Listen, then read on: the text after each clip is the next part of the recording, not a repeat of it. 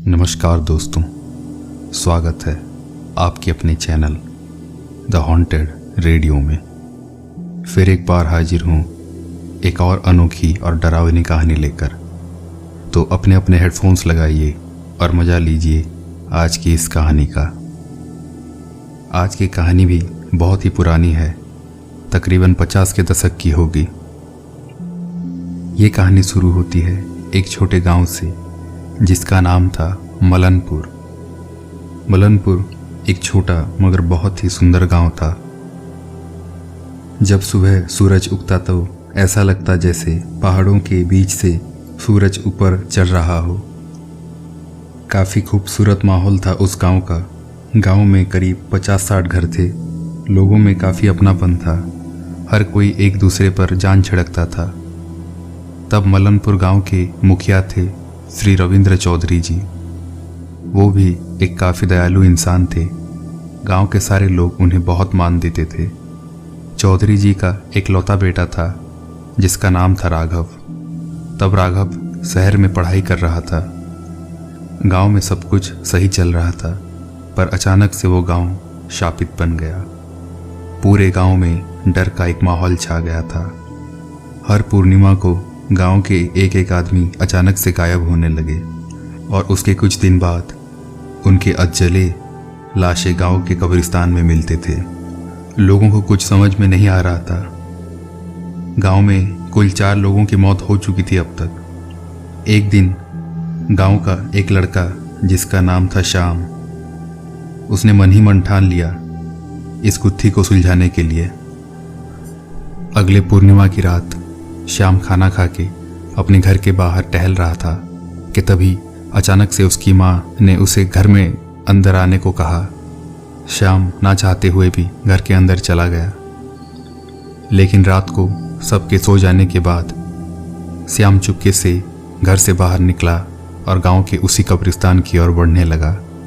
कब्रिस्तान के पास वो पहुंचने ही वाला था कि अचानक उसे दूर से एक अजीब सी आवाज़ सुनाई दी।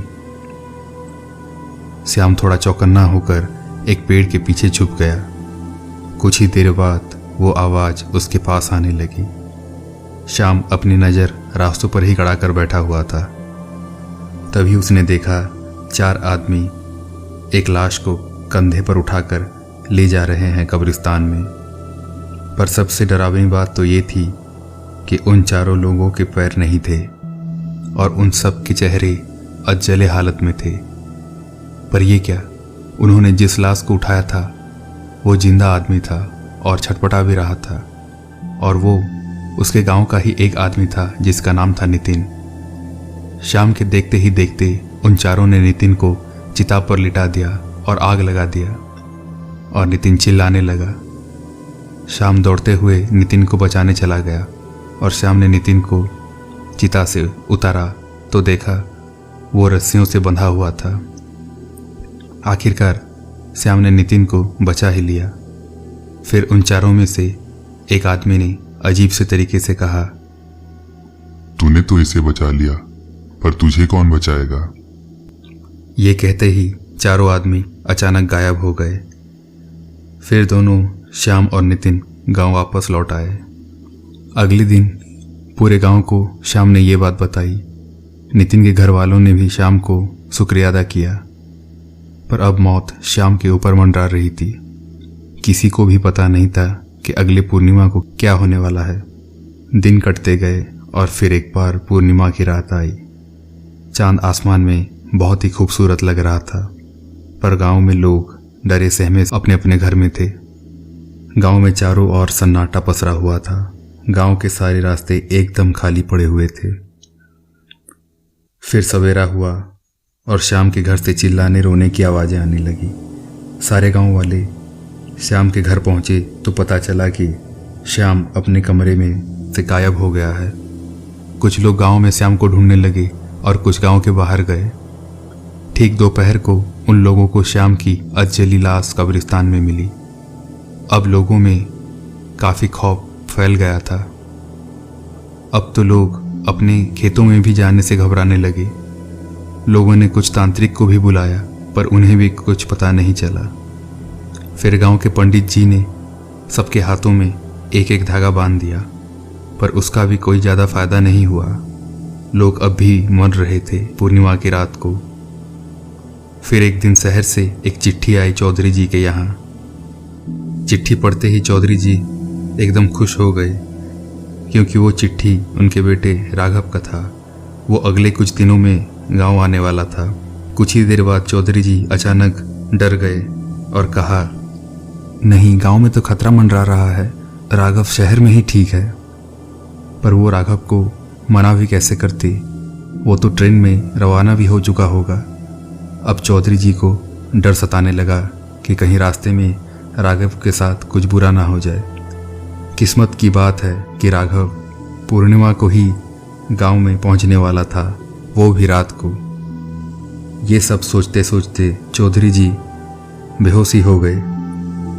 फिर उनकी पत्नी ने उन्हें पानी का छींटा मारा तो वो दोबारा होश में आए।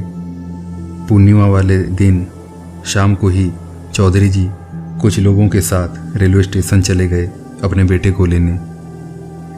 ठीक रात के 12:30 बजे ट्रेन आई, पर राघव उसमें नहीं था। चौधरी जी को लगा शायद राघव ने ट्रेन मिस कर दिया होगा या फिर उसका आना ही कैंसिल हो गया होगा। फिर चौधरी जी और उनके लोग दोबारा गांव की ओर बढ़ने लगे। रास्ता एकदम सुनसान था। चौधरी जी और उनके 4 आदमियों के अलावा और कोई नहीं था रास्तों में। कुछ ही दूर रास्ते में चलने के बाद उन सबको वही अजीब आवाज़ें आने लगी। आवाज़ सुनते ही सबके सब डर के मारे इधर उधर छुपने लगे। फिर सबने देखा रास्ते पर वही 4 भयानक आदमी एक लाश को उठाकर कब्रिस्तान की ओर जा रहे हैं। ये नज़ारा बिल्कुल वैसा ही था जैसे श्याम ने मरने से पहले सबको बताया था।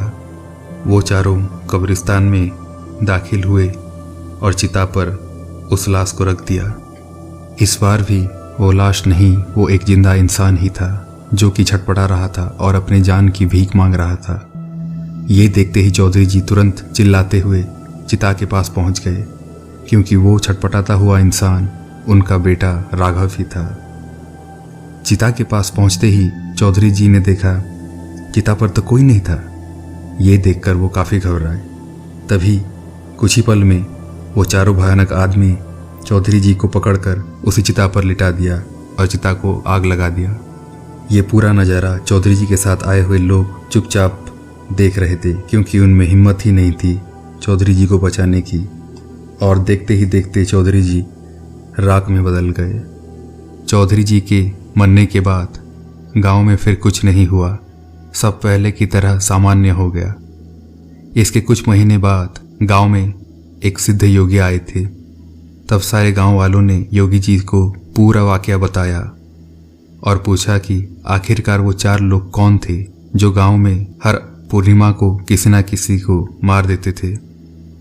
कुछ देर समाधि में बैठने के बाद योगी जी ने कहा, कुछ साल पहले चौधरी जी ने एक पाप किया था और उनके साथ वो लोग भी थे जो लोग यक्षों के हाथों मारे गए। चौधरी जी ने पास के गांव में ज़बरदस्ती एक खेत हथियाने के लिए उस खेत के मालिक को बड़ी ही बेरहमी से मार डाला था। और किस्मत से उसका बेटा एक बड़ा तांत्रिक था। जब उसने अपने पिता की लाश देखी तो उसे बहुत ही क्रोध हुआ और उसने इन 4 यक्षों को बदला लेने के लिए यहाँ छोड़ दिया। इसीलिए चौधरी जी के मरने के बाद उनका बदला पूरा हुआ और वो 4 लौट गए। ये सब सुनने के बाद गांव वालों को बहुत ही आश्चर्य हुआ। तो ये थी दोस्तों आज की कहानी। पसंद आए तो प्लीज़ लाइक, कमेंट और सब्सक्राइब करें। धन्यवाद।